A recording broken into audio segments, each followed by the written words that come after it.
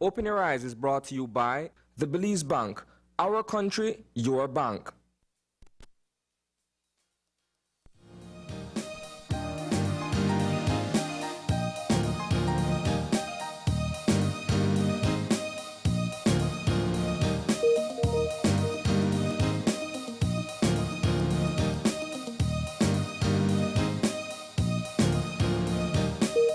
Good morning. Welcome to Open Your Eyes. Start your morning right. I'm Marlene Cuellar. And I'm Gavin Courtney. And thank you for joining us this morning. It's kind of a rainy Tuesday morning up here. Definitely so. We have the forecaster on the line. Yes, and we've got Angelia Guy on the line to give us our weather update for today. Good morning. Good morning. How are you doing today? I'm good, you? I'm doing pretty well. Looking forward to hearing our forecast. Let's jump right into it. What is our general situation? Okay, we'll have relatively moist northeasterly airflow over the area. Like the past couple of days, it will continue cloudy today. Okay, so over for our 24-hour forecast, can we expect some rain? Yes, we're expecting a few showers and periods of rain to occur over most areas today and then decrease tonight. And these will be mostly on and off and mostly light rain. Okay, and what about our winds? The winds will be from the east and northeast at 10 to 20 knots with occasional higher gusts. Okay. Let's talk about our temperatures then. What can we expect in the high temperatures? Okay, the high temperatures will continue to be more on the cool side, ranging from a cool 80 degrees Fahrenheit over coastal and inland areas, and then a cooler 72 in the hills. And the low temperatures tonight will range from 75 degrees Fahrenheit along the coast, 70 inland, and about 64 in the hills. All right. And our outlook as we head towards the rest of the week? Okay, for tomorrow we're still expecting a few showers or periods of light rain to occur mostly over central and southern areas. And then again on Thursday, and then decreasing around Thursday night, and then should be mainly fair after that. Okay, so we should see some similar weather over the next few days. Yes. Okay. And do we have any advisories or watches to tell people about? Yes, we do have a small craft caution in effect for the occasional gusty winds and rough seas. All right. Well, Angelia, thank you so much for that update. You're welcome. All right, hope you have a great day. Thank you, too. Yep, so keep your umbrellas handy, it sounds like. Pretty much, yeah. At least you get cooler temperatures. That's the trade-off, right? That is true. The nights have been nice and cool. So. Of course, yeah. And so that is our weather update. So we're going to keep things moving this morning with our eye opener. And our eye opener, taken from dailyom.com, goes like this. In order to forgive, we need to stop identifying ourselves with the suffering that was caused to us. When someone has hurt us, consciously or unconsciously, one of the most difficult things we have to face in resolving the situation is the act of forgiveness. Sometimes it feels like it's easier not to forgive, and that the answer is to simply cut the person in question out of our lives. In some cases, ending the relationship might be the right thing to do. But even in that case, we will only be free if we have truly forgiven. If we harbor bitterness in our hearts against anyone, we only hurt ourselves because we are the ones harboring the bitterness. Choosing to forgive is choosing to alleviate ourselves of that burden, choosing to be free of the past, and choosing not to perceive ourselves as victims. It can be helpful to articulate our feelings in writing over a period of days or even weeks. As we allow ourselves to say what we need to say and ask for what we need to heal, we will find that this changes each day. From here, we recognize that suffering comes from suffering, and compassion for those who have hurt us naturally arises, enhancing our new perspective. That's a really interesting. I like it a lot. The first that came to mind as as you were reading was that phrase, don't get bitter, get better. And I think it obviously rings true. Of course, whenever somebody hurts us or we go through something painful, we do sometimes hold on to that sort of pain and resentment and bitterness, which is what it grows into after a while for a long time. And that's fair and it's natural, especially if it's something that really did hurt you. So it can take a while to get over things or even process them, especially if you're somebody who, doesn't try or keeps your emotions bottled up. Mm-hmm. Especially when you're in a situation where it might be somebody very close to you that's hurt you, and perhaps it might be kind of difficult or awkward to address it in the way that you want to. So you hold on to a lot of these resentments or bitter feelings over a while. But forgiveness is extremely important, and it's usually really the only way we can get over it, because even if we do address the problem, there might be some sort of acrimony or argument afterwards, and it hasn't really worked itself out, at least as far as you're concerned. Mm. So you have to get to that stage where you can say, well, I forgive, and importantly also, as you were reading, I was thinking that forgiveness also has to be on your own terms, and it's whatever you need to get over it, right? So it doesn't mean that you have to necessarily have this, big hugging kumbaya moment, and it's like, oh, we can be best friends afterwards. And the eye opener does acknowledge that too, because they say sometimes, even ending a relationship like that might be the best option. Yeah. But have you done it in, where you can really move on and say, well, I've made peace with this for myself. I've forgiven you, and acknowledging as well what was said in the end, that suffering comes from suffering, and maybe you can think that even though this was really bad, that this person did whatever they did was really bad, I understand where it came from, mm-hmm. So I can make peace with it. I can forgive you, and I can move on. However that works, for me. Yeah. No, definitely. A tough eye opener. I won't deny that much, but a very necessary one. And when it opens in talking about staying in that place where you only remember the suffering that was caused, I think the immediate thing that comes to mind for me is kind of just living in pain. When you feel that someone has hurt you in any way, and it can be something minor, it can be something grave, that pain that you live with from the betrayal, from the action that they've done, and coming to terms with that, it's a lot. And you holding on to it just means you kind of stay in that really sad, hurtful place even longer. Mm-hmm. The phrase that came to mind for me was that we forgive people for ourselves. Yeah. And I think that's exactly what the eye opener really portrays. We hear so many different things when it comes, forgive but not forget. Yeah. We're encouraged very much to be forgiving to other people. But the point really is, it's not so much about waiting for someone to come to seek an apology. Yeah. And it's not waiting for that TV moment where you have this deep heart-to-heart about how you wronged me and how you made me feel. Very often that never happens. And it's a matter of you coming to terms with what's been done to you. You may never know the motives, or sometimes you do, mm-hmm. And you may never be able to repair that relationship, but you have to let it go. And you have to say, I forgive them. More so for me than for them, mm-hmm. because you can't stay in that hurt place for so long. For sure. And this is actually something that I do think about all the time, because I'm not somebody who ever really holds grudges, mm-hmm. Ever really. And I usually it doesn't get to the point where I have to hold a grudge. I like to think that I try to avoid situations really where I think I have like a radar where there's danger or whatever. So I try to avoid those situations. Don't be too cautious now. I know. See, that's the opposite side, right?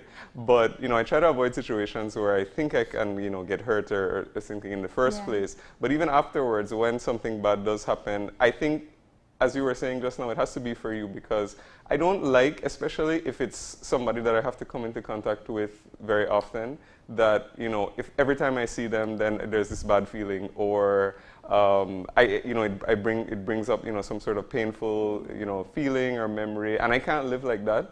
So usually I'm very upfront with addressing whatever issues I have with whoever, just for the sake of my moving on, and I have to try to get to a place where at least it's neutral, even if we don't have like a good relationship afterwards.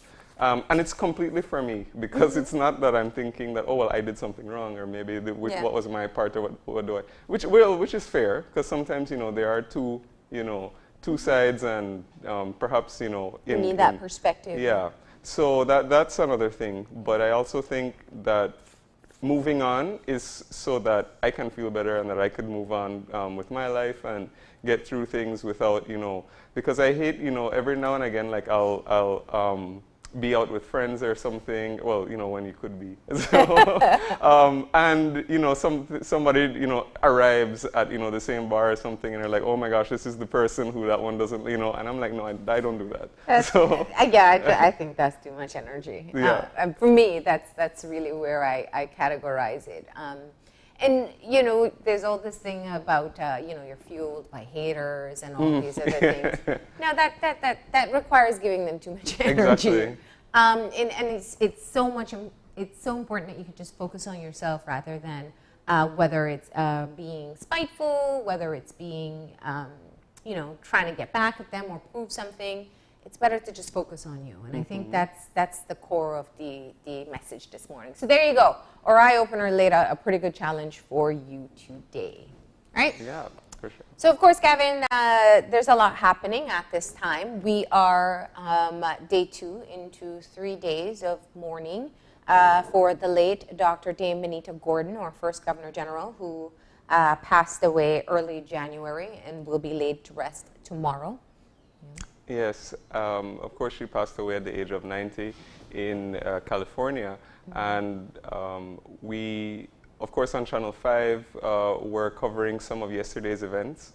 Her body did arrive from the United States yesterday and was received by, among other people, the Prime Minister and Leader of the Opposition, and we, of course, we're broadcasting those events, and that was day 1, of course. We're going to continue our coverage today as well, covering some of today's events, such as the lying in state.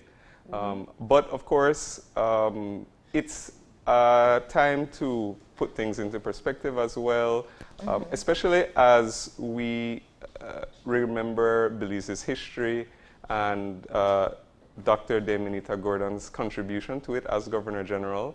Of course, our first Governor General after independence. So, of course, I want to say, I was almost going to say reign, because of course she did represent the Queen in Belize. But during her time, I mean, of course, Belize is a completely different country than it is today. So I think that in all of the tributes that have been pouring in, on social media and by official statements, and even those who were close to her and loved her and were kind enough to share memories, really puts things in perspective, and I think really shows a lot of how Belize has progressed as a country as well. But it's also a great time for reflection. Of course, yesterday we had Nigel and Kalada talking a lot about her legacy, which some really interesting anecdotes there. Yeah, and I think I'm a person who loves history, and so all of the stories and whatever have also been really interesting for me personally to hear. And of course, we expect that we're going to hear more as the events continue. Of course. So what we're going to do is take a look at the arrival yesterday. This was around 1:30. The plane landed, and so the bodies were returned. The body of our first Governor General was returned to the country and received by a number of officials, including His Excellency Sir Colville Young, the Governor General. We had the Prime Minister, the Leader of the Opposition, representatives of the Senate. And so let's take a look at that story, and then we'll come back and talk just a bit more about what's happening today.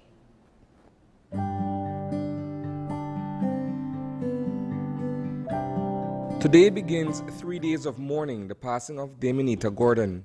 Belize's first Governor General. This morning, a request was made for all flags across the country to be flown at half-mast in her honor. Shortly before 2 o'clock this afternoon, the body of the former GG, dressed in the Belizean standard, arrived at the Philip Goulston International Airport, where it was met by members of the Belize Defense Force.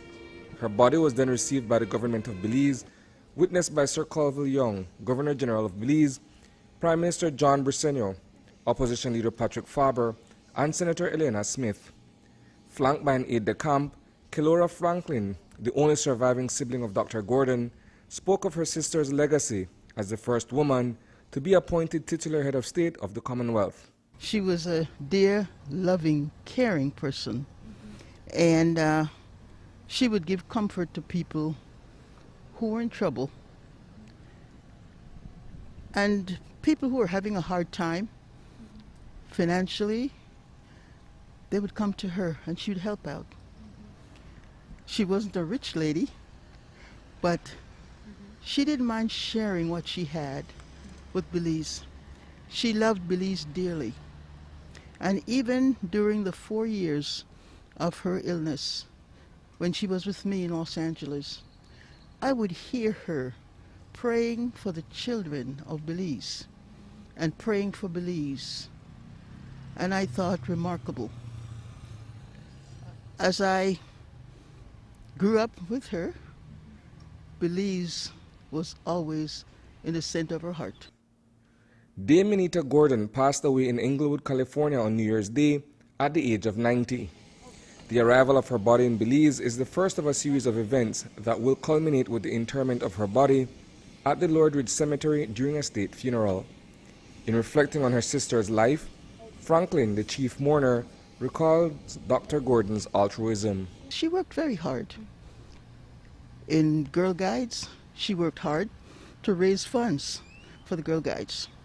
I remember I was probably in elementary school at the time, and the Girl Guides needed to raise funds for some occasion, and she went and bought all the items necessary, and she came home and she made the fudge and she sold them, and then she was able to turn over that money to help the Girl Guides. On Tuesday, there will be a cortege, followed by the lying-in state of Dr. Dame Minita Gordon, where her body will be viewed in the former state dining room of the government house. As a result of the pandemic, the viewing will not on Wednesday. A state funeral, only the third of its kind in Belize's history, will be held as an official farewell. The state funeral for Dame Minita will start at the base of the swing bridge at 9:15, and then at 9:30 we're asking all churches to toll their bells countrywide. At 10 o'clock we have the arrival at the Cathedral Church of St. John the Baptist. The Governor General, the Prime Minister, the Leader of the Opposition, the Mayor of Belize City will all be there for what will be a ecumenical service to be celebrated by Bishop Philip Wright. We are inviting, in addition to the usual officials, we are asking, because Dame Minita was so involved with the Girl Guide Association, we are inviting Commissioner of the Girl Guides Association as a special guest at the state funeral. The impetus behind Dame Minita Gordon's many achievements was her mother. The matriarch of the family, according to her younger sibling, saw to it that education was front and center in their pursuit. Our mother instilled in all of us excellence, reach your potential. Education was a very big thing with our mother, and she always taught us to strive to do our best in whatever we did. Reporting for News 5, I am Isani Cayetano.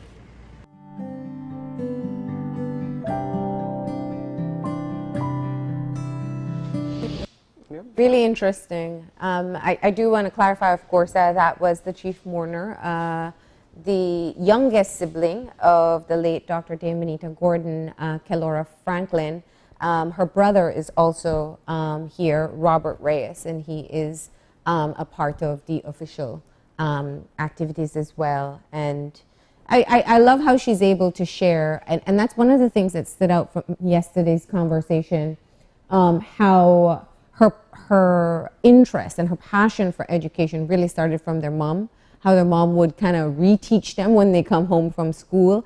And that was actually a responsibility that the late dame would then adopt as she got older. She was the eldest, so clearly eldest usually has more responsibilities. You know that, right, Gavin? Yeah, absolutely. And she adopted that responsibility as for the younger siblings as she got older. Yes, absolutely, and also that she remained passionately involved with a lot of the projects, especially the Girl Guides, which, of course, to the extent that it will be a part of now the official mourning process, which is interesting, and I think a nice personal touch, which shows, of course, a picture of who Dame Minita Gordon was, apart from her official capacity as Governor General and representing the Crown and being our head of state, but also just showing a part of who she was personally and some of her accomplishments that she made as a woman. And of course, as we were discussing and as Isani reported, of course, the first female Governor General or head of state in the Commonwealth, which is extremely significant considering all of the countries of the Commonwealth and the ways that history unfolded over the 20th century. So, of course, that was an extremely significant role that she filled as well. And I think that when we are reflecting on her life and her accomplishments, that is, of course, one of the big ones. But as we continue to hear tributes and anecdotes about her, we realize what a complex and rich life that she really lived. Yeah. And I think one of the things that we see, and I am enjoying this time in learning more about her life. We were talking about the fact that in 1993, that's when the new Governor General took over. And so there are people, they're adults, parents even, who have never really been directly exposed other than maybe what you learned in social studies in primary school. Dame Minita Gordon was the GG for a period of time when I was in school, and so I remember just a little bit, but not so much of the details. And I think especially seeing her accomplishments as a woman is one that stands out the most. The level of education she was able to attain at that period of time. Being the first psychologist in the country, attaining her doctorate in psychology. We're just getting into a comfort zone where we talk normally about mental health. She was studying psychology all the way back then. I think Nigel pointed out some of her thesis. One of her theses that she talked about English as a second language in school. Again, something that we're just starting to tackle now in 2020. So it shows how much she was a forward thinker and very progressive in what she was doing, accomplished even before she was named the Governor General, and then continued to carry on these passions as she served as our first Governor General. It would be lovely to hear stories about how the decision was made that she would be appointed. And as you clearly pointed out, one, that Belize, this country that's a late bloomer in getting its independence, makes this decision to appoint a first female Governor General at that time. So a number of insights. And also, this scholarship that was established in Canada for people to go and study teacher education in Canada. And I'd love to hear more stories from teachers who benefited from that scholarship and what it means for them as well. Yes, absolutely. And of course, as we heard, she was passionately devoted to education, and that was something which started from her very early life. And that passion carried through. And of course, the other thing which carried through even till after she was no longer our Governor General was the passion and dedication towards improving things in Belize. And we heard that, of course, from the chief mourner. So we know how committed she was and how much Belize meant to her. And so for her to have been able to fill that role, I'm sure personally was very fulfilling for her. And of course, as we hear all of her accomplishments and also from the people who were, you were speaking earlier of people who may not have been, I think in 1993 I was only 2 years old. So it's really great for me to hear all of these first-hand accounts because, of course, you read maybe old articles or maybe you learn in social studies, but it's not the same thing as hearing from primary sources. So for me, it's been very interesting to hear a lot of the anecdotes as well. And of course, we're going to continue bringing you coverage of these events as they continue. Of course, we are in day 2, and as you may have heard in the report that was brought to you by Isani, we will be covering the cortege and the lying in state today in the House of Culture, formerly the Government House, and we'll be bringing you live coverage of all those events. Yeah, so what's happening today is, as you said, she'll be lying in state at the House of Culture, or the Government House, where she once lived, and even hosted the Queen during that visit. And we are going to be live at 8:30 this morning. The cortege, which is the procession of the body through the streets, is going to start on Albert Street in front of Belize Bank, and they're going to make their way down to the Government House. This is an opportunity, if you have the time or if you're in the area, to be able to witness this. As we've said before, this is only your third state funeral, the third state funeral that's been accorded. Of course, the first Governor General of Belize, very deserving. The body will arrive at the Government House, where there will be just a brief ceremony, and there will be viewings by invited guests only. Unfortunately, because of COVID, where this is usually a public event, it will be changed to only allow for invited guests. But you can be able to see that live on Channel 5 this morning, right? And we'll be on Facebook as well, so that's always a part of it. But with that, we got to get moving into our show for today. Yes, we do. And of course, we do have some great conversations lined up for you today. We will, of course, be bringing you our COVID-19 update because, of course, we are still in the midst of the pandemic. And we are going to be speaking with some more frontline workers who actually were exposed to COVID, and are going to be telling us about their experience, what they went through, and of course, they who are on the front lines are they have a different experience. They're, every time I hear frontline, I think, battle and and this is what we are doing.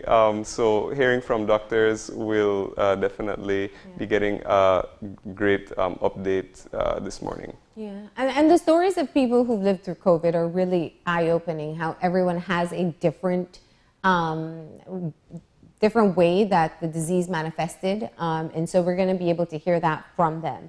The second part of our show, we're going to be talking about adult continuing education.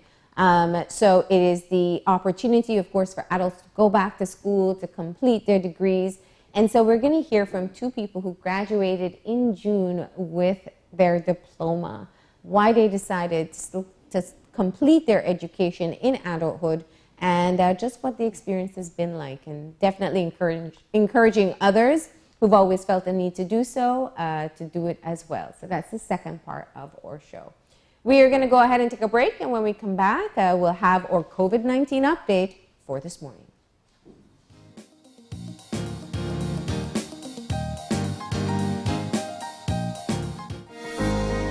In these challenging times, the one thing that is certain is that the Belize Bank Limited is here for you. There is nothing more important than your health and safety, and we continue to make every effort to make banking safer for you. Our staff is working around the clock to make sure you can do your banking conveniently 24/7 using our mobile banking app and online banking, and keeping ATMs up and running.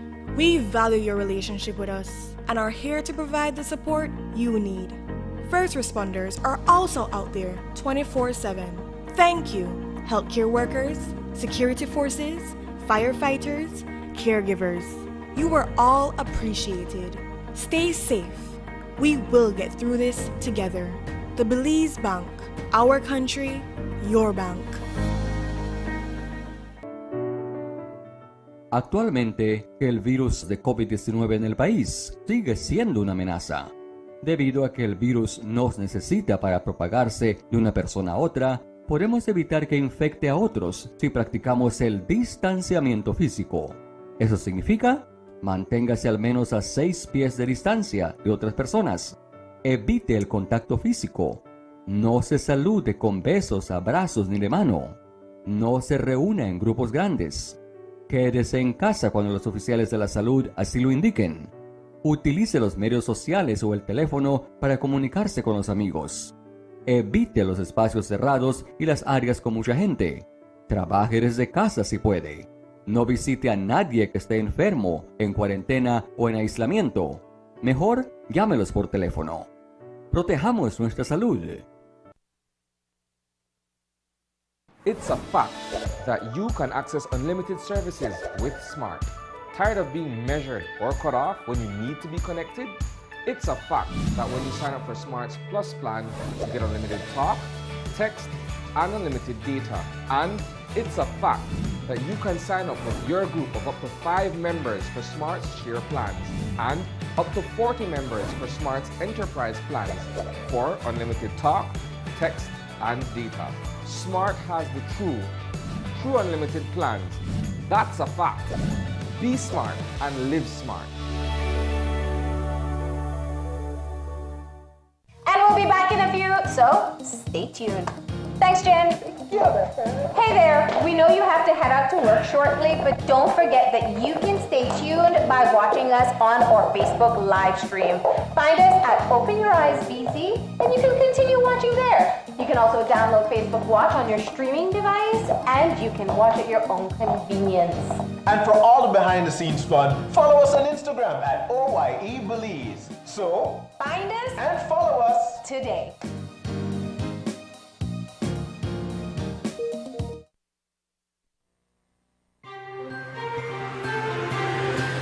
Today's COVID update is brought to you by Fulltech Systems, your technology center, where you'll come for the price but stay for the service. And we are back. And if you are joining us right now, we are just getting our first conversation started. Of course, we're bringing you our COVID-19 update brought to you by Fulltech Systems. And joining us this morning, we are going to hear an experience with COVID-19 from, of course, from a frontline worker. We've got joining us this morning Dr. Anastasio Cobb, who is actually a recovered COVID-19 patient, and he will be sharing with us his experience. Good morning, Dr. Cobb. Good morning, Gavin. Good morning, Marlene. And good morning, Belize. Well, thank you so much for joining us and for sharing your story. Perhaps we can start by just sharing a little bit with our viewers about who you are and the work that you do as a doctor. Yeah, thank you. Well, I'm a physician specialized in ear, nose, and throat. I was back in Belize since 1992. I'm practicing. First, I used to practice at Carl Huchna and the old Belize City Hospital. And now I'm fully engaged in private practice at Healthcare Partners and Medical Associates. And my field is the area of like some of my colleagues say, we look at the world from the neck upwards. So anything to do with in that top area is our area of expertise, the nose, the throat, and the head and neck region. You know, by the nature, as you're explaining, by the nature of what you do, you were perhaps going to be at high risk of exposure. Most of the first symptoms people experience from COVID have to do with their nose or their throat, and that's exactly what you would do an examination on. Tell me, since the start of the pandemic, knowing the risk factors involved, was it something that you kind of always felt, you know, I'm going to get exposed to this illness at some point?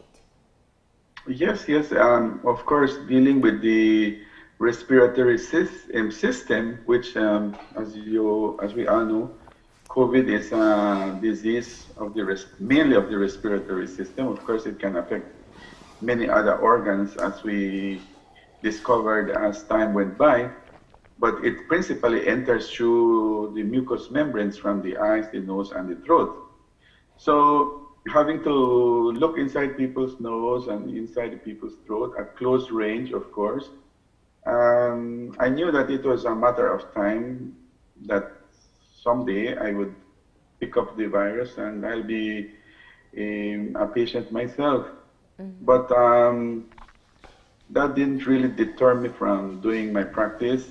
People who were coming to me were also very scared. They were concerned. If the first thing that was in their mind was, am I COVID positive? Am I going through this disease? And my duty was to look at them and sort out if that is really what they're going through or maybe not. And and that's part of the work, I guess. Yeah. And that's one of the questions I had for you. So, you know, you've spared me many times of the pains of my sinus problems. And I think all of us, if you have allergies or sinus problems, we wake up with what we would typically have and we start worrying that it's COVID. How many times would you say that you saw patients coming in to check on a nose or a throat problem that actually turned out to be COVID? Yes, quite a few numbers. People who have a long history of sinus allergies problems, and most of them will still continue to have the same issue. Yeah. It's those people that have some degrees of variation from their normal, typical problem. Mm-hmm. Those are the ones that become suspicious, and I have to be alert to think that maybe they have something else. And the virus in its original stages really and truly behaves just like an ordinary virus. So people might come with a mild sore throat and some fever maybe. Mm-hmm. And you have to think the first thing, of course you're in a pandemic, the first thing you think, okay, maybe this is a COVID patient. And if you look at and examine them and you find that, okay, there's no serious issue in their nose or their throat, then it's a virus. And if it's a virus, the possibility of COVID is always there. You, in fact, contracted the virus from one of your patients. Tell us about that time where you started to feel ill and realized you may have finally contracted it. Yeah.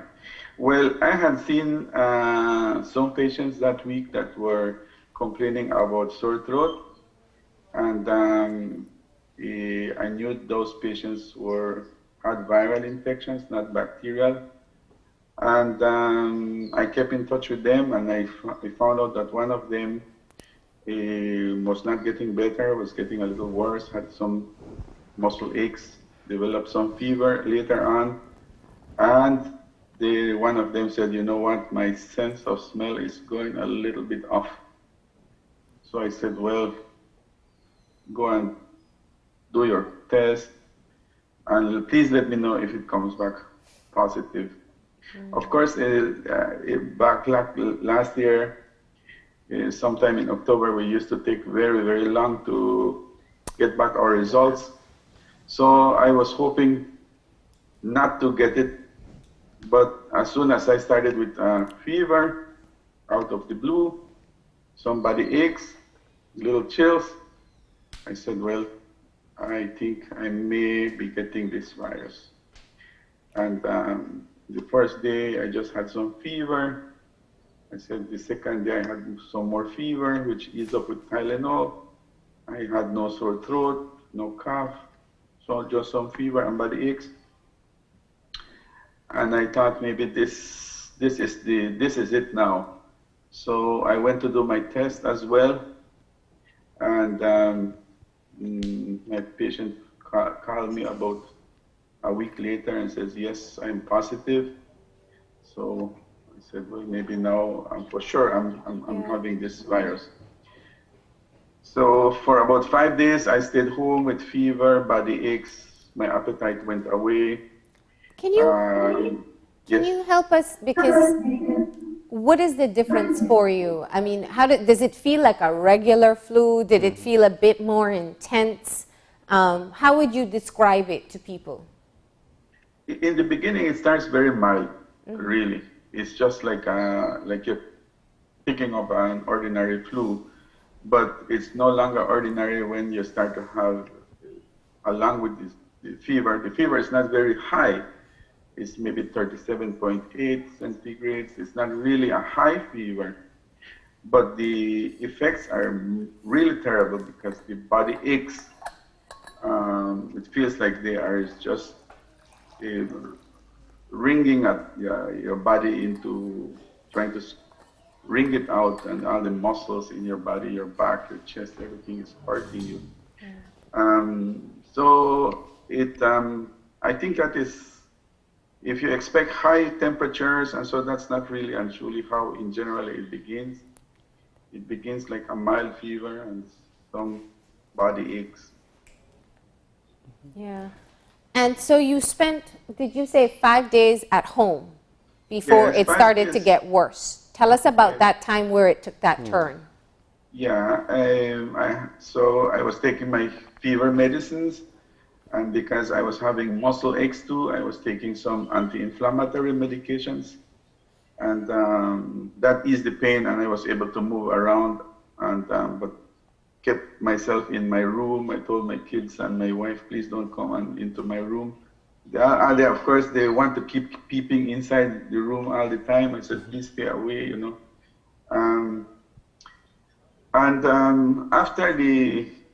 After the fever went away, which the fever didn't last too long, maybe like 2 days or 3 days the most.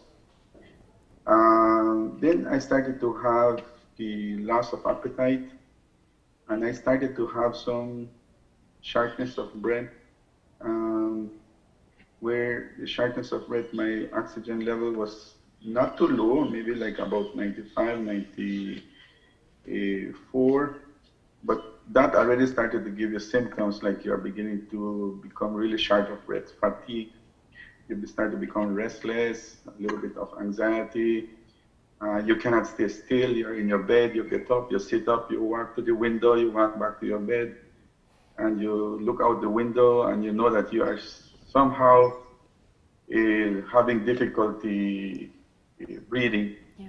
And that gives you a little anxiety. You find that if you lie down on your side, you can't continue to lie down on your side. You're totally restless, and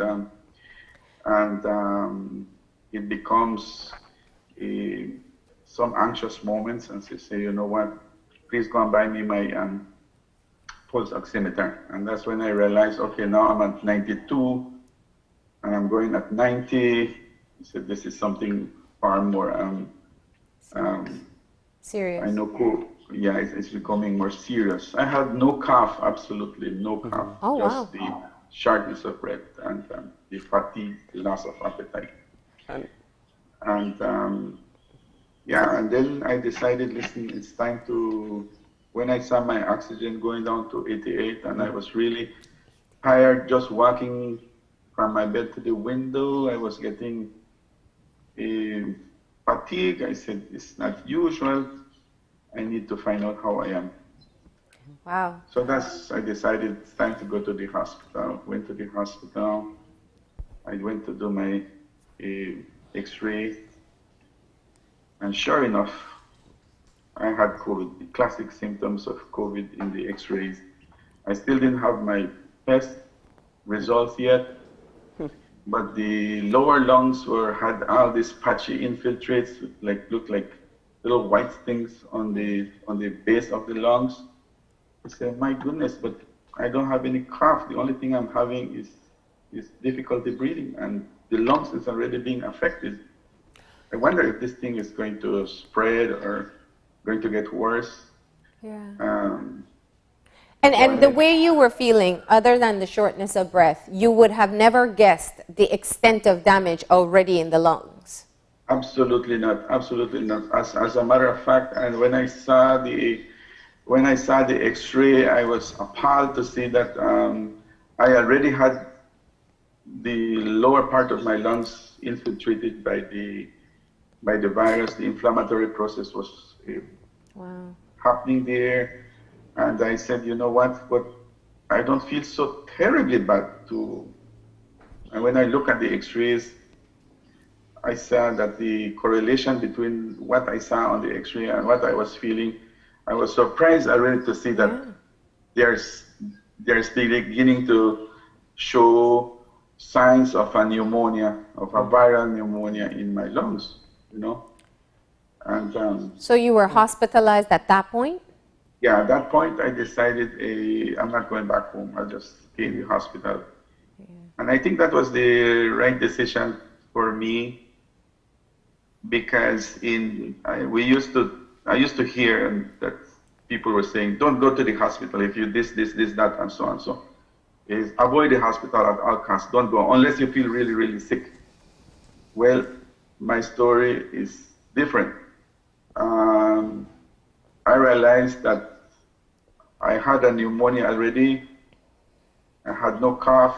I had no fever at the time, just the fatigue and the shortness of breath. And the lungs already were having some serious changes. So, Dr. Cobb, if I could just interject here, because there's one thing that's kind of playing in my mind. You made a decision to purchase an oximeter. It's a little tool for people at home that measures your oxygen saturation in your blood. And it was at that point you started to see fluctuations well below 90, which is a very serious situation. If you hadn't started checking your saturation level at that point, do you think it would have gotten critical for you before you realized the extent of the infiltration of the virus in your lungs? in my case, Marlene, I think because I'm medically have some knowledge of medicine, I knew that if I have that information, that can be a guide for me. Okay. And so I think it's a good tool to have for those people who to invest. It's not really an expensive little gadget. It's $75, $80 for one. Yeah.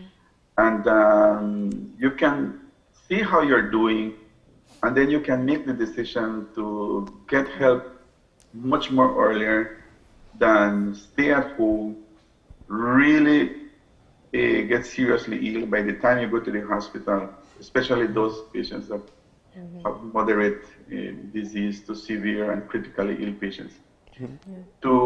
They can make the decision to go and get help sooner rather than later. Because if I had stayed home maybe and I probably, if I had waited maybe 2-3 days more or so, probably 50% of my lungs would have been affected. So, and let's be clear, you have not tested positive as yet. This is back in October of last year, but you had not actually gotten positive results as yet. No, the only confirmatory science was the X-ray that I did. Yeah, yeah. And that showed the typical signs that I was COVID positive. I knew right away. I mean, I didn't have to wait for my results at that time. I knew. And based on your experience, would you say that somebody without medical knowledge or medical training might have been able to pick up the same signs that you did? Because as we know, and as you said, the intervention time when you access treatment or something makes a huge difference.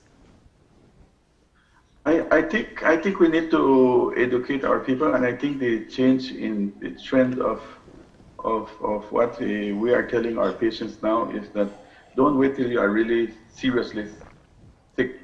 That try to access help. Get somebody to look after you. Do your chest X-ray. See how your lungs are being affected. If it's not so bad, you can go back home and with oxygen and so on. Monitor it. Keep monitoring your oxygen and so on. because the virus is so highly variable. I mean, like talking about my personal experience, the way I was feeling, which was not terribly bad, and then doing the X-ray and discovering that I already had the lower parts of my lung affected, was a frightening thing because I asked myself the question, had I not gone to the hospital and done my chest X-ray right away, what would have been the outcome? And that's the question I want to throw out to our patients, our people out there. Don't take it for granted. It is a highly treacherous and variable virus where you can minimize it, and you said, you know what, it will go away. I'm not feeling so bad. Yeah. No, don't take that attitude. Look after it, and if it's not so bad, okay, you can safely go. My medications that we are giving.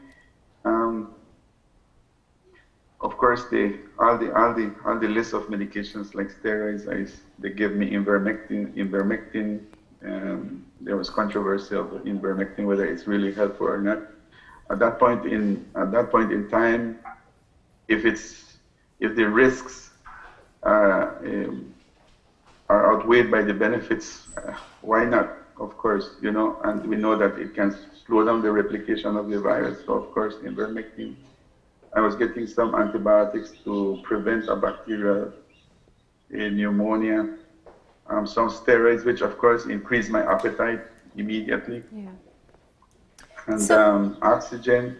And as soon as I started to get some oxygen, I started to feel better. Like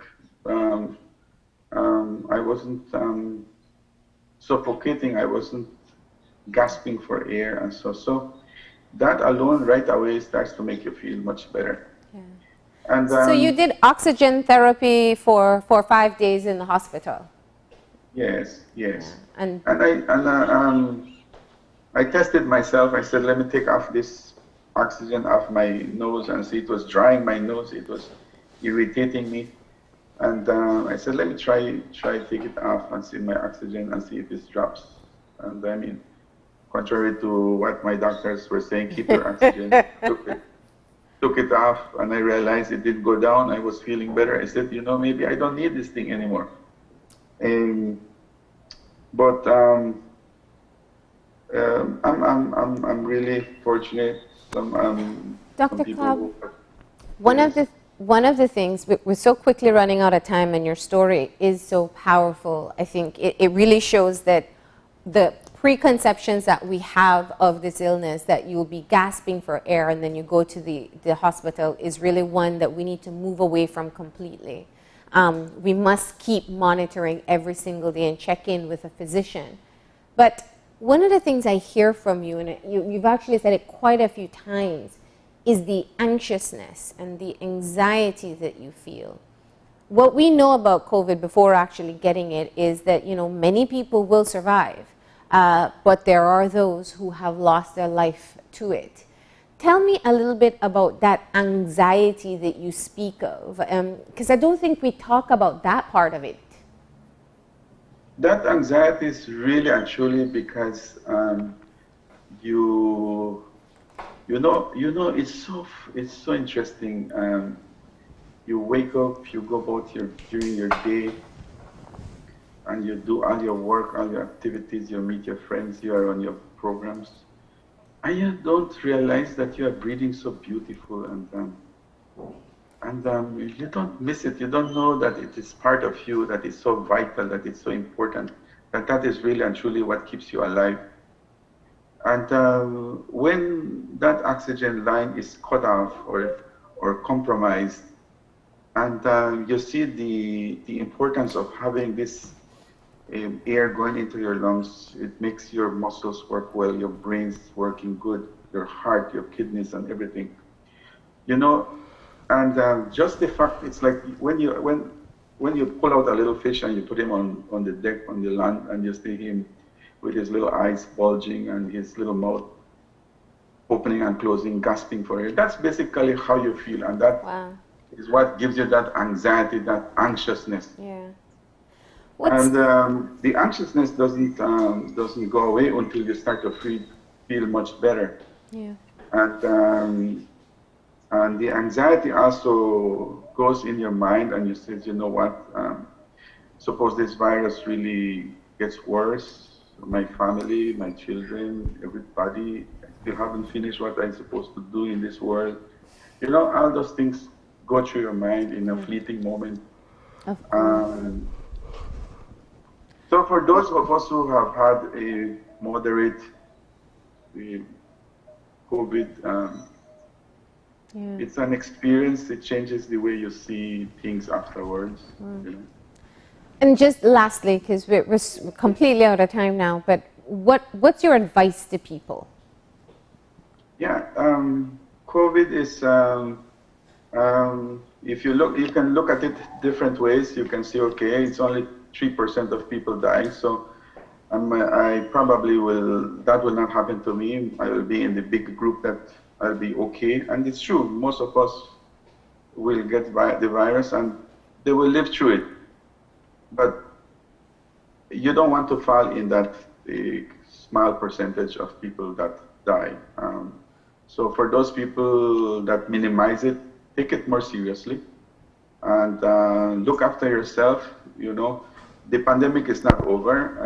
It's still here. We're still living it. We are a poor country. We are not getting our vaccine as soon as we wanted to. So the only thing we have to do as poor people is to take care of ourselves. Yeah. We don't have enough beds. We don't have enough hospitals. We don't have enough doctors. So the easiest thing and simplest thing to do is take care of yourself. For those people that are clamoring to ease the restrictions, remember, the pandemic is still here with us. The virus is still here. We have not acquired our vaccines. So the message to you is take care, look after yourself, and if you get COVID, monitor it closely. Keep in touch with your doctor. All right. Thank you, Dr. Cobb, for sharing your story. And we have so much to learn from the experience that you had with COVID. We're glad to see you better, but continue to stay safe. Thank you very much, Marlene. All right. And with that, we're going to go ahead and take a break and be back in a few.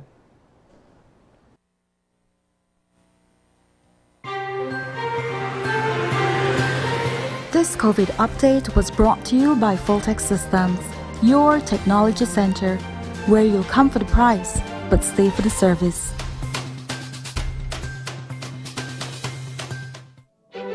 Please, to work effectively and efficiently to enhance your customer's experience.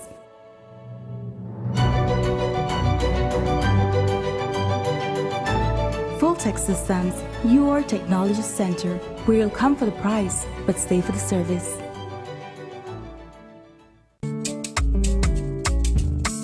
If we are only as strong as our families, businesses, institutions, and the communities that surround us, then by giving businesses the power to grow, entrepreneurs the ability to expand, and by giving our families the right to own something, the Belize Bank gives you the power to build a nation, our nation.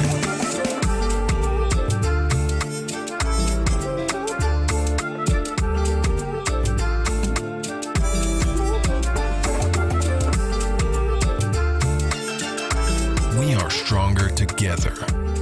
The Belize Bank, our country, your bank.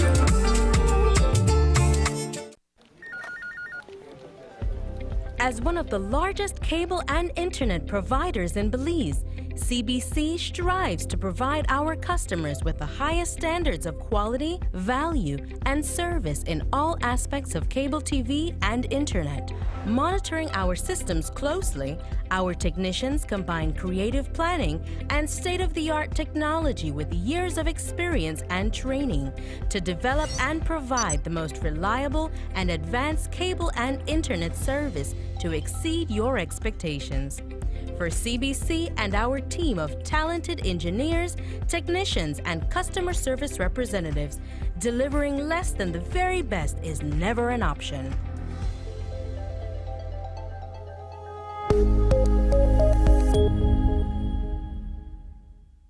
It's a fact that you can access unlimited services with Smart.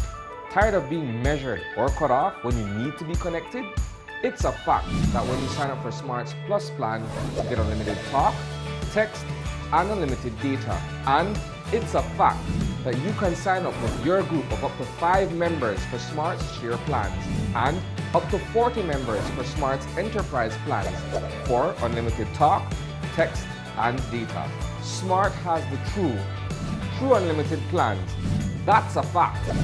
Be smart and live smart.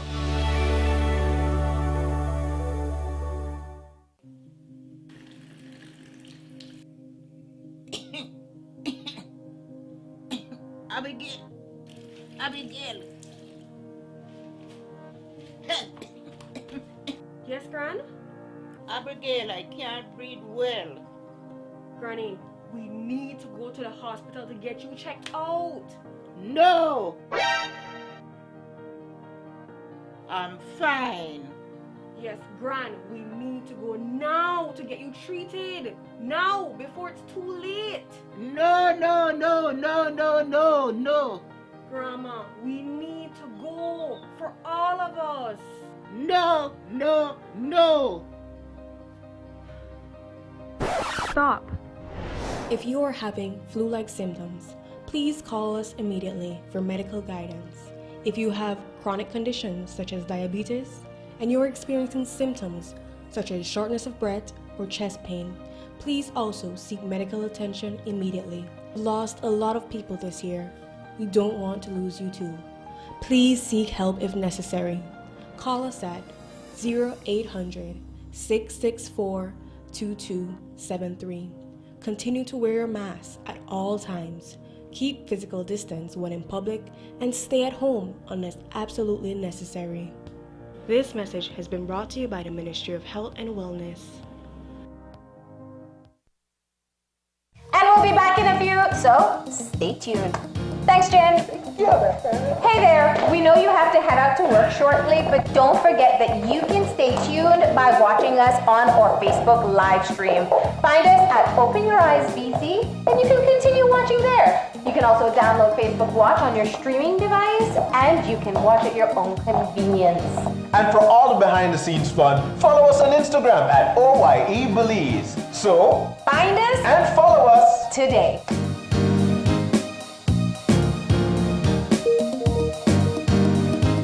When someone you love becomes a memory, the memory becomes a treasure. Channel 5 introduces the Daily Obituaries.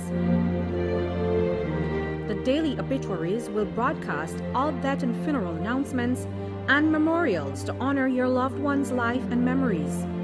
The Daily Obituaries airs on Channel 5 prior to the evening newscast, with subsequent repeats at 10 p.m. and 12 noon the following day.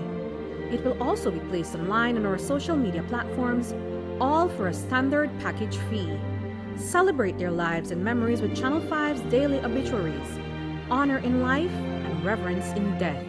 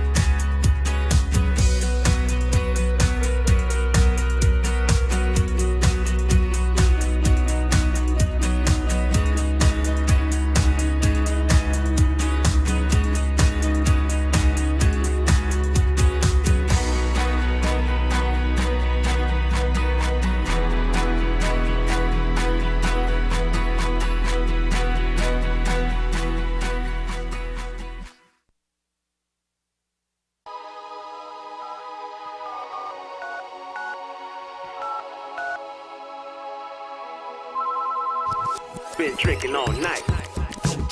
Feeling so high. Better not drive. Won't even try. Been drinking all night. Feeling so high. Better not drive. Ain't gonna try. Been drinking all night. Feeling so high. Better not drive. Ain't gonna try. If you're drinking and driving, I'm not going with ya. If you're drinking and driving, I'm not going with ya. People die every day, I'm not going with ya. I'ma find my own way, I'm not going with ya. It's okay, I'll wait. Even good people make mistakes. I don't wanna realize when it's too late. Drinking and driving is never safe. If you're drinking and driving, I'm not going with ya. If you're drinking and driving, I'm not going with ya. Been drinking all night, feeling so high. Better not drive, ain't gonna try. Been drinking all night, feeling so high. Better not drive, ain't gonna try.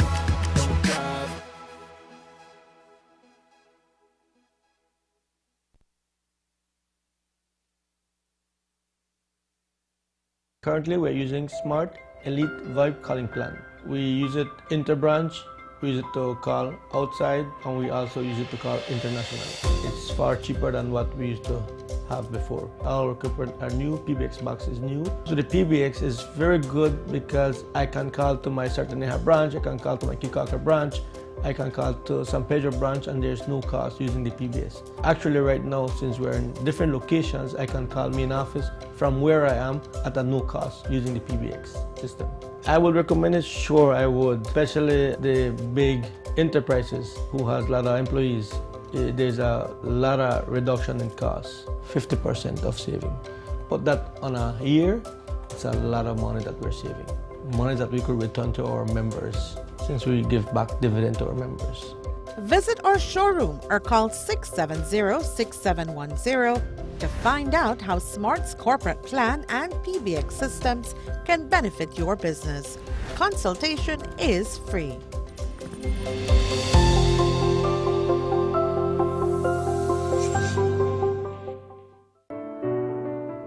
The virus that causes COVID-19 may be spreading in our community.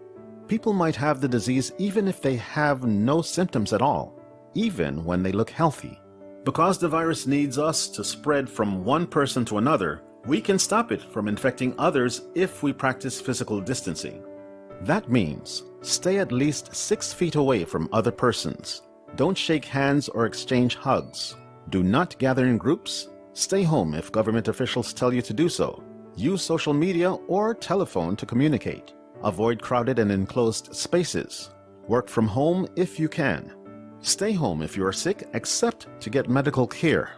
Avoid close contact with sick people. Don't visit anyone who's sick in quarantine or in isolation. Give them a call instead. Help keep Belize safe.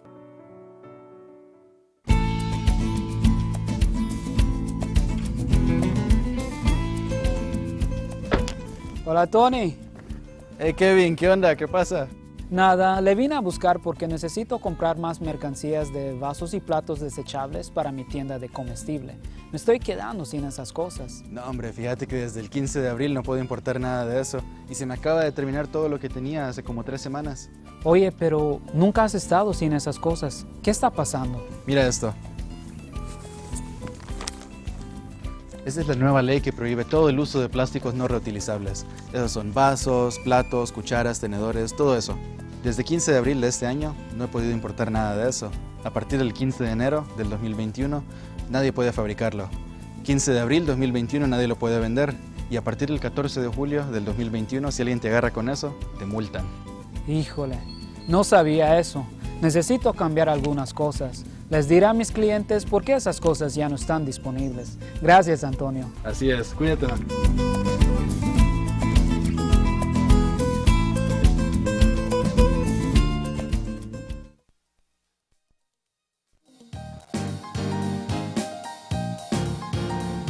And we're back. And as we told you earlier, our second conversation for today is going to be about adult continuing education.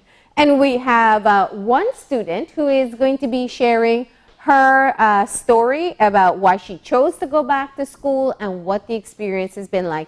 We have with us Elizabeth Trapp, who is a fourth-year student at Baptist School of Adult Continuing Education. Good morning, Elizabeth. Good morning.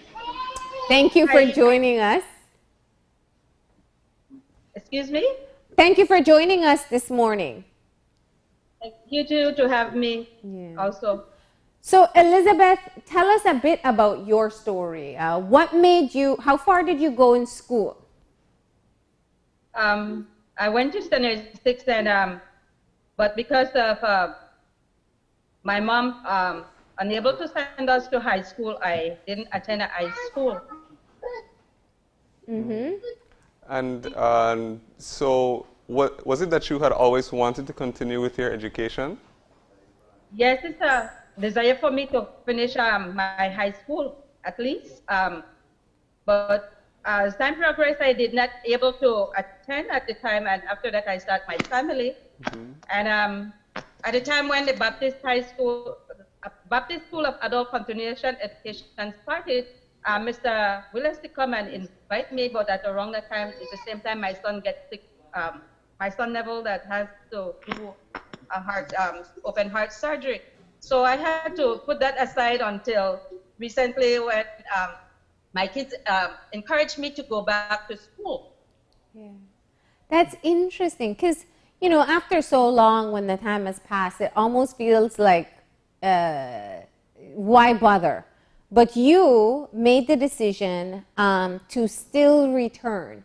And what were your children telling you? Was it because you were hesitating about doing it? I would find reason like, you know, no finance is there to pay the school fee and stuff. But they said, Mommy, if you don't make a step, it won't happen. And my youngest child never said, Mommy, no, you will go to school. You put back your time because of us and especially for me. So it's time that we gave back to you. So Neville is the one that started me up, and my other two children put in to help me out also. Mm-hmm. Oh my God. All right. And after you took the big first step and decided that you were going and signed up, really, can you describe what the experience has been like for you? For me, I was kind of nervous because I was out of school for 35 years. The curriculum changes as time goes by. Of course. My biggest fear was that will I be able to cope with the standard of teaching? Yeah. I didn't enter high school, but with my children, I always, whenever they go to school, come from school doing homework, I try to be there to educate myself, to get in, to learn some of what they're teaching. So that gave me a little help and a start on for me. For me, the journey was, for the first week, it was kind of timid, you know, because it's new, but the teachers, they were nice. Mm-hmm. The students, for the first year, because I start from first year, were very nice and helpful because we come together, we join group, they put me in their group, and wherever I'm not able to cope with, they help me out. The teacher also take their time. They don't leave. If I don't understand, if any student don't understand, they would take their time until we learn or understand what they're teaching. So we don't left behind. And so you were already in your fourth year. Yes, ma'am. I'm in the fourth year. I'm looking, got a few months more for graduation. To get your high school diploma. How does that feel? After 35 years, almost 40 now, right? Yes, ma'am. How does it feel? It feels great. It's a feeling that I cannot explain because it's a joy. It's one of my greatest dreams that I am seeing. I'm almost finished and pursue. You know, I've always dreamed of at least finishing my high school because out of my family, I'll be this of 9. I'll be the second child to graduate from high school. Oh my gosh! And what has it been like with your kids? Do you have kids that are in high school as well? My kids have already finished high school. They're adults right now, but all of them are very supportive of me. And they are so proud of me. Because I started when I was 50 and I'm 53 right now. So it's a great feeling. Yeah. Do they say, what do they say? Do you ask them for help with homework? Yes, ma'am. Whenever I in an area that I don't understand, I reach out to one of them to help me. I have a daughter that is a teacher, so that's a plus for me with that help. Right. And based on your experience, what would you share, or what would you say to persons who might be considering the same options, or maybe they're nervous or hesitant, and they might be in where you were 5 years ago, still not knowing whether they should make the step and go back to school? I would encourage anyone. It doesn't matter what your age, because a lot of us like to say, because of my age, what will I do when I graduate? We are alive. And without a proper education, we won't be able to get a proper job to finance ourselves. And with this time and age, we need a job. A proper education to get a proper job. And as we see as time goes by, not even a fourth form is enough, because of the criteria. So, and to any male, female, young or old, if you didn't finish your high school education, don't be shy, don't be afraid. The first step is you will be worrying, how will I fit in or whatever. Put aside that fear. Make the first step. That's all it needs, that first step. Yeah. And I can vouch for Baptist School of Adult Continuation. I guarantee that when you go there, you won't be left behind. I have excellent teachers. All the teachers, the principals, the principal and vice principal, they make sure that I reach where I am at today. My classmates, I said thanks again to my classmates, because all the ones that we start off from first to fourth, they're very supportive of me a lot also. Yeah. And I'm grateful for them. So I would tell anyone, please put aside the fear, because that's what keeps us back from making that great step.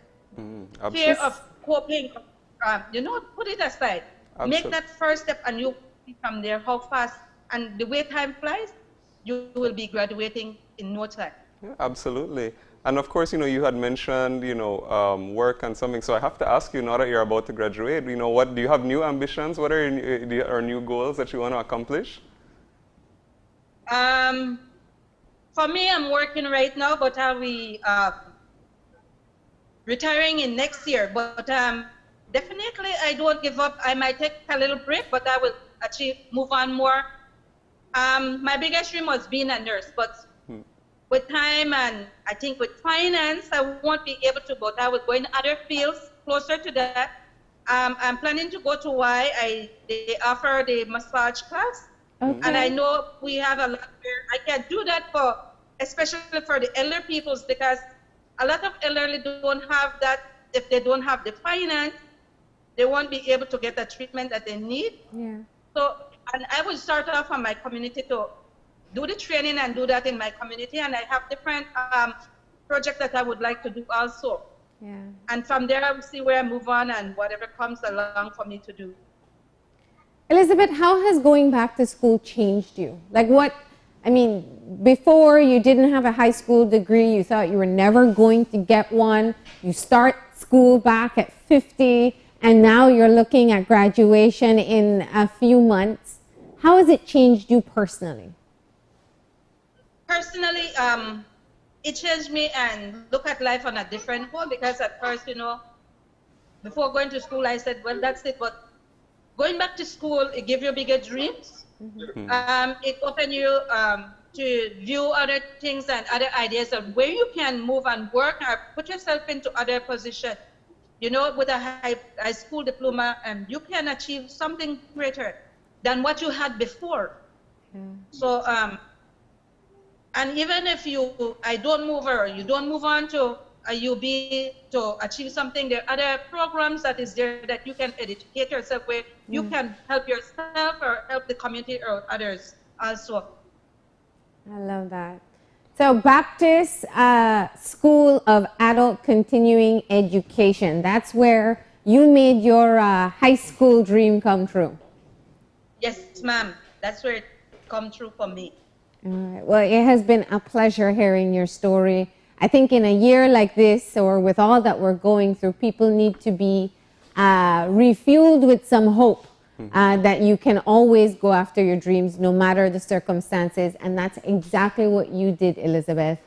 Thank you for joining us and telling us all about it. And congratulations. Yeah. We want to see those graduation pictures when you're done.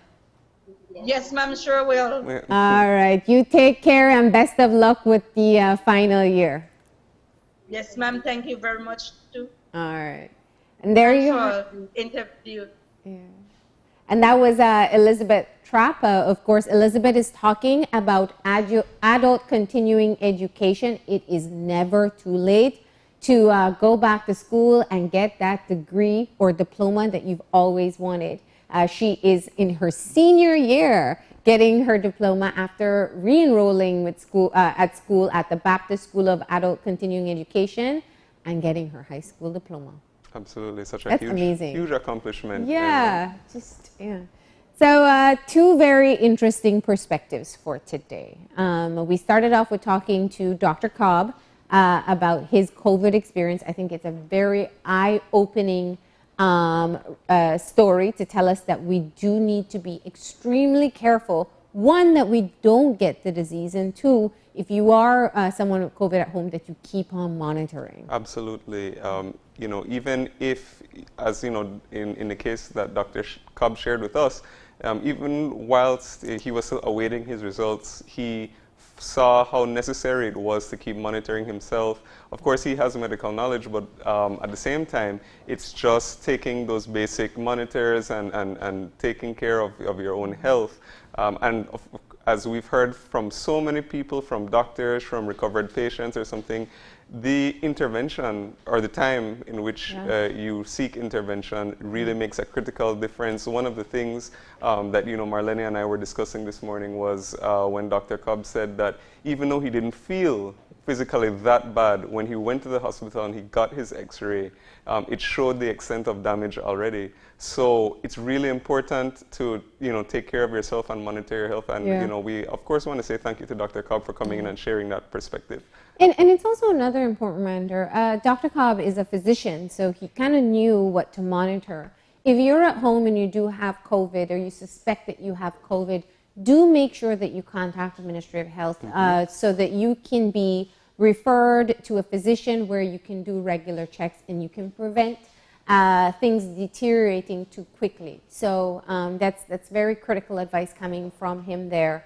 And while we all may be tired of all that we are asked to do, it is not the time to get lax with it. We must continue doing everything, washing the hands, keeping the distance, wearing a mask, and of course not going places where we don't have to go or interacting with people that we don't have to interact with. And then we also want to thank Elizabeth. That was a really uplifting story for today. A woman who goes back to school at the age of 50 to get that high school diploma that she always wanted. I know, absolutely. Yeah. That's so encouraging and uplifting. And of course, you know, it's nice to end the show on such a positive note because it's such a great message. And I think what I really loved as well is that she had so much support and encouragement from her own children that were pushing her even when she was experiencing maybe some doubt or hesitation as to go forward. They were the ones who stepped in and said, no, you have to do this. And, you know, 4 years later, she's almost accomplished her dream. Yeah, she's going to be a high school graduate. And you know, there are many people I know who oftentimes put something on the back burner and never actually go after it. Let's make Elizabeth's story something that teaches us a lesson that it is just never too late.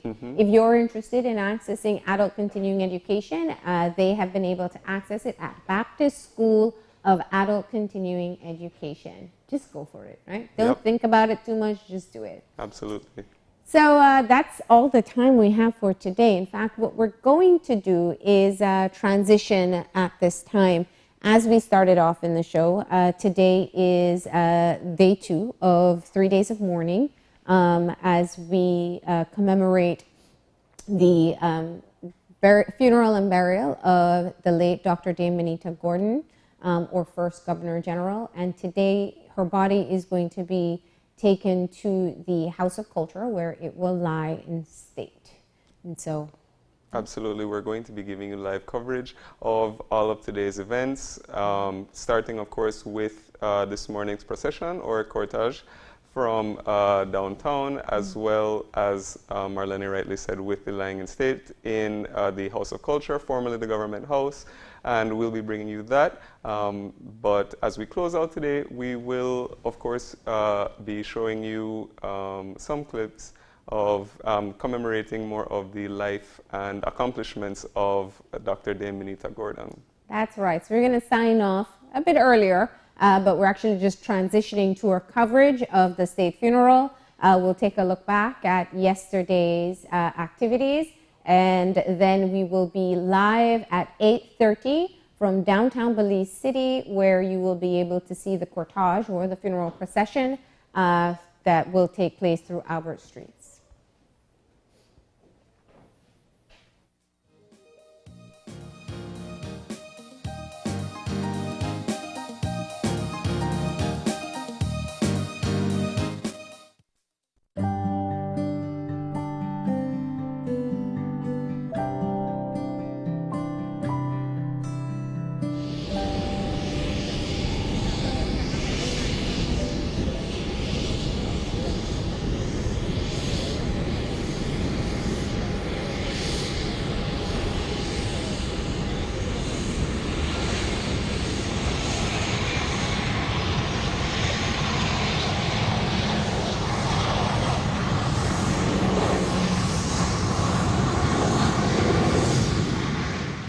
Good afternoon and welcome to our live broadcast. This is day one of 3 days of coverage of the state funeral for the late Dr. Dame Elvira Minita Gordon.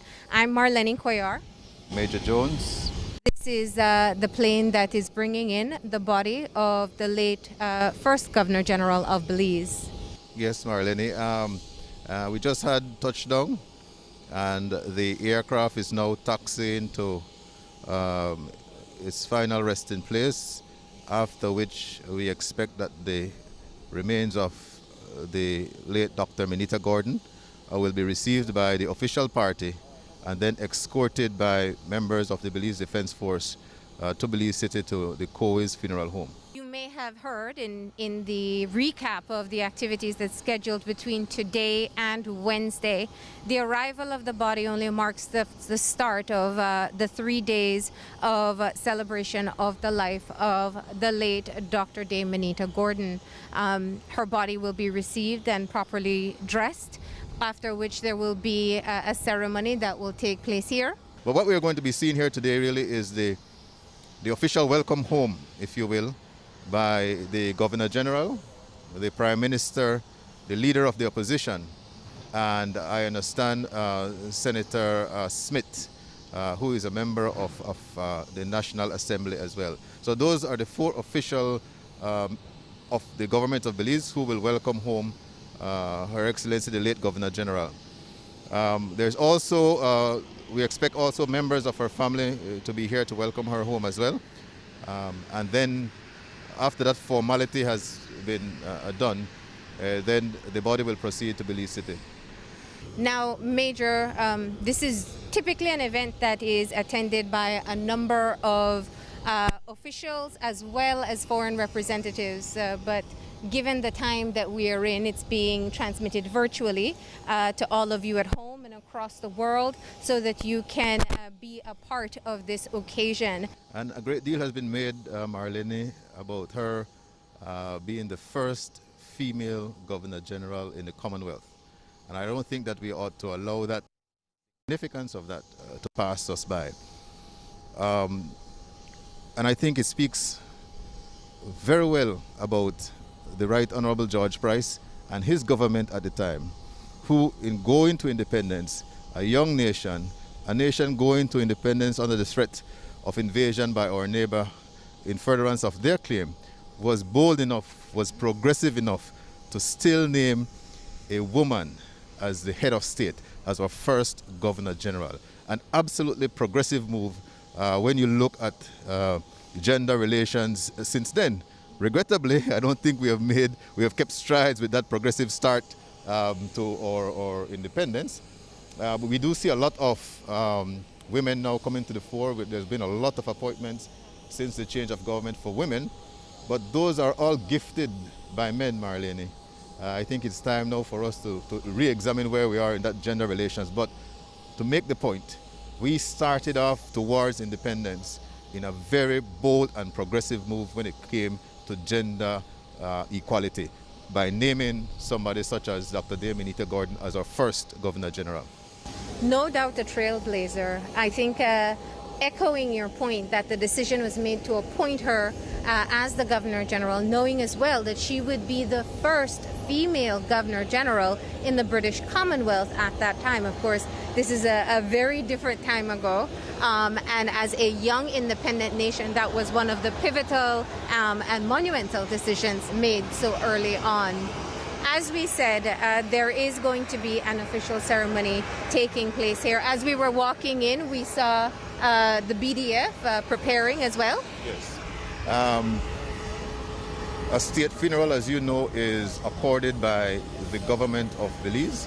That decision is made by the Prime Minister and his cabinet as to whether or not we accord a state funeral or an official funeral. State funerals are reserved for former or sitting Governor Generals and Prime Ministers, and for sitting members of the House. Not former members of the House, but sitting members of the House. So those are the three categories that are accorded state funerals, and this is one such occasion.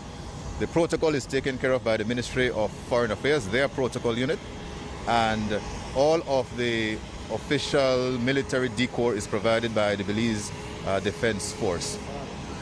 And now we have the bearer party, Marlene, that is now about to make its way to retrieve the body from the aircraft, to first dress the body, dress the coffin in the flag of Belize and with her awards.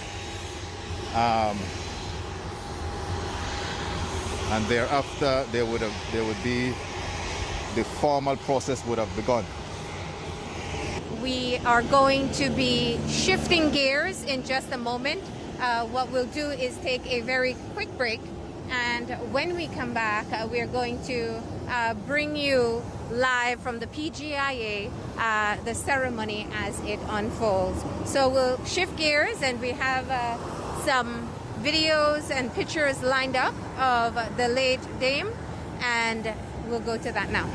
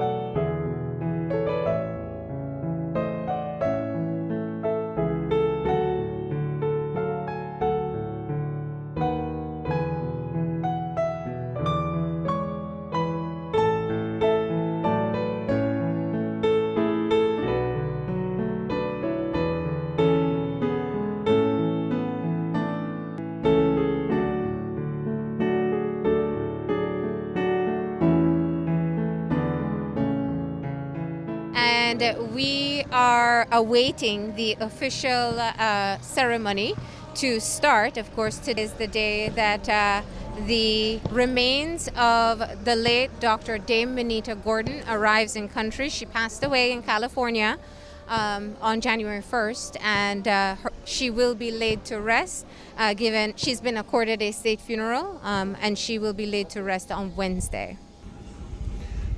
And the official party has made its way at the end of the line of troops that you see.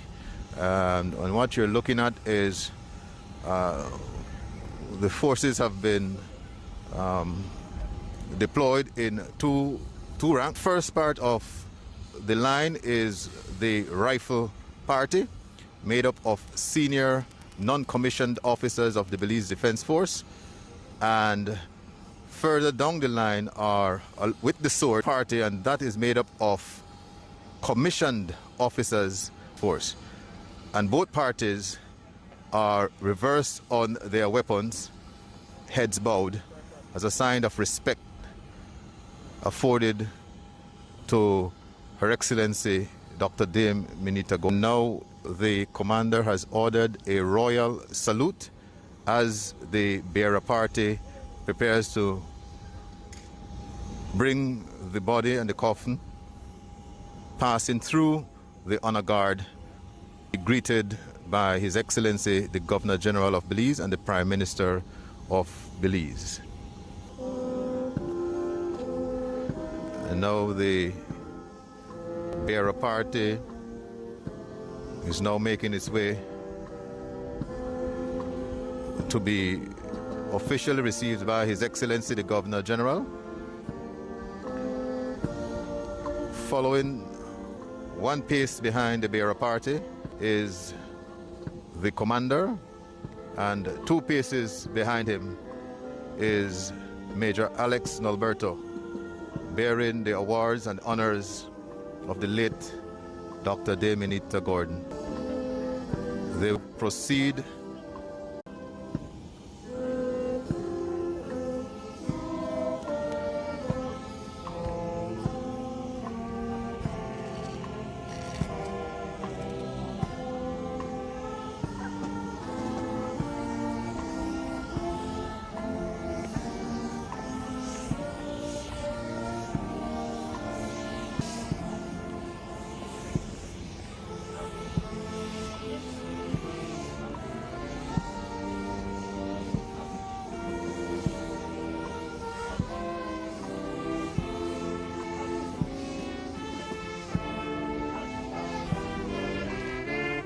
once again making up the bearer party, Major Escalante, Captain Ciego, Captain Pierce Coleman, and Lieutenants Ashton Flowers, Clifford Avila, Demasio Koch, and they are being commanded by Major Elber Ramirez, with Major Alarin the honors and awards.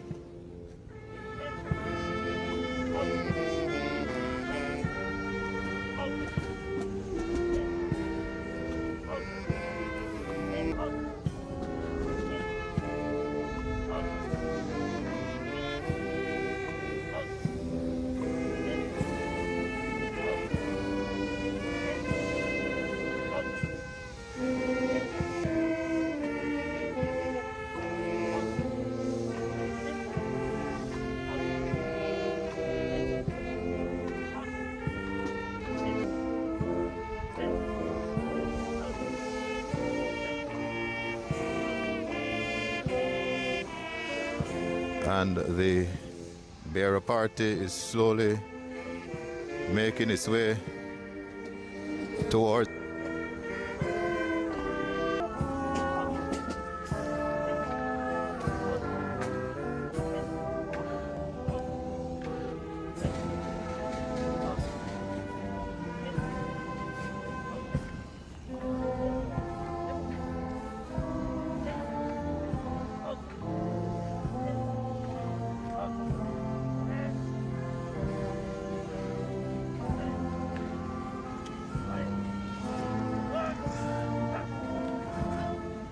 And the bearer party is now about to lower the coffin on the commander of the bearer party.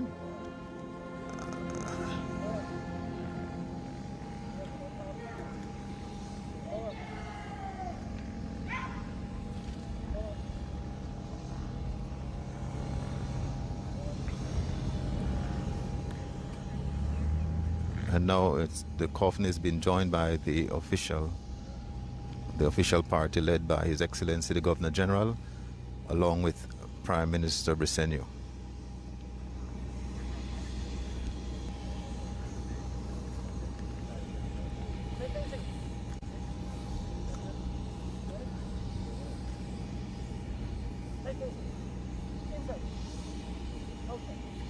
Taking side paces to be sure that the coffin is properly aligned with the trolley.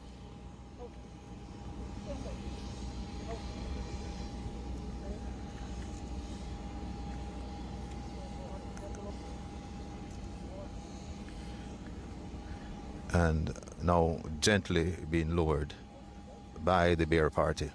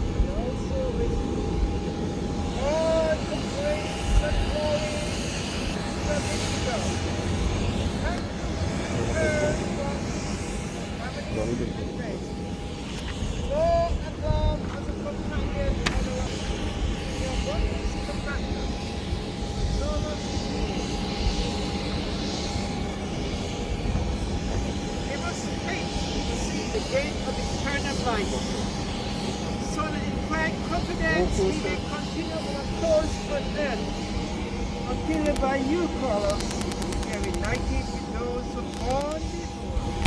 Through Jesus Christ our Lord. Amen.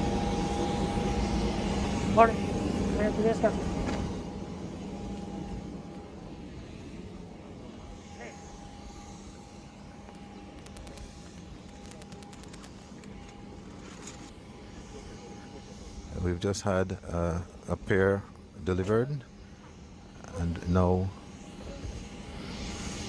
the bearer party taking side steps to place the coffin into the hearse.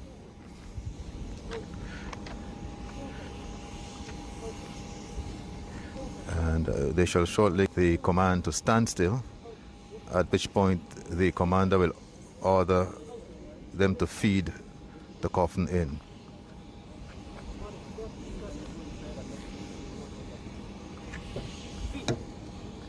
And they're now feeding the coffin into the hearse. And as each pair of officers go off the coffin, they spring back to attention and await the orders of the commander.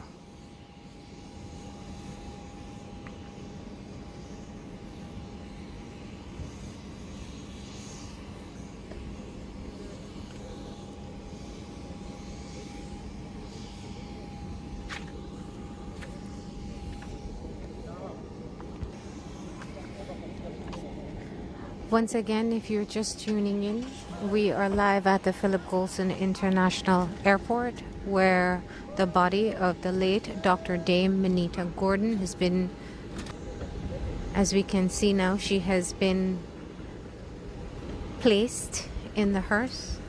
There are, one of the interesting notes is to see the Girl Guides represented here.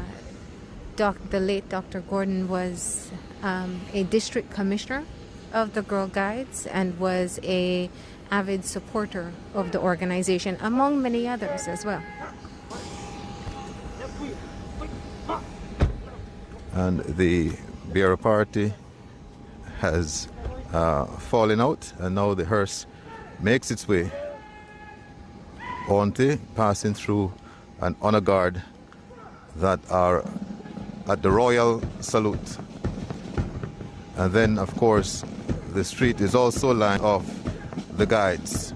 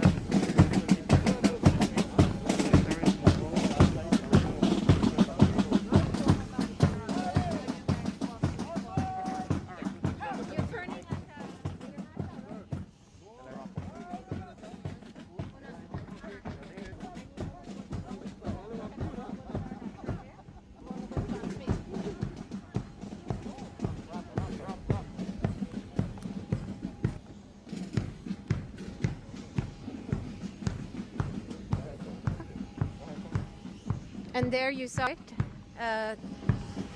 the arrival of the remains of the late Dr. Dame Minita Gordon, and she was received by His Excellency Sir Colville Young, Governor General of Belize.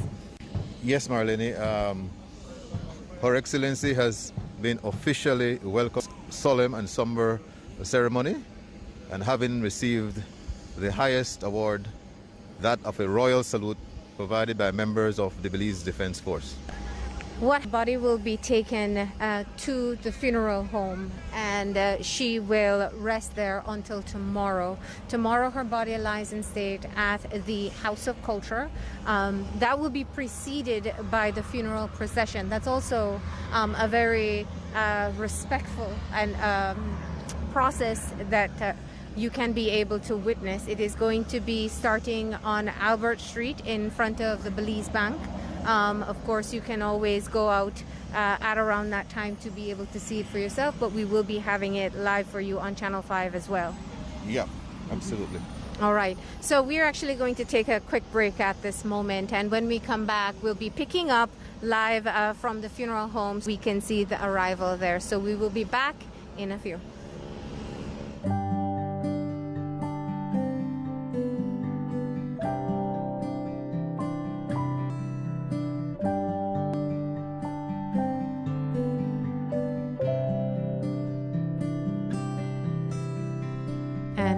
We are live at this time at the Koi on the George Price Highway.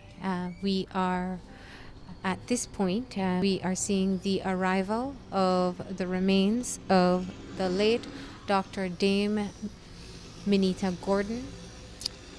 If you're just tuning into this broadcast at 30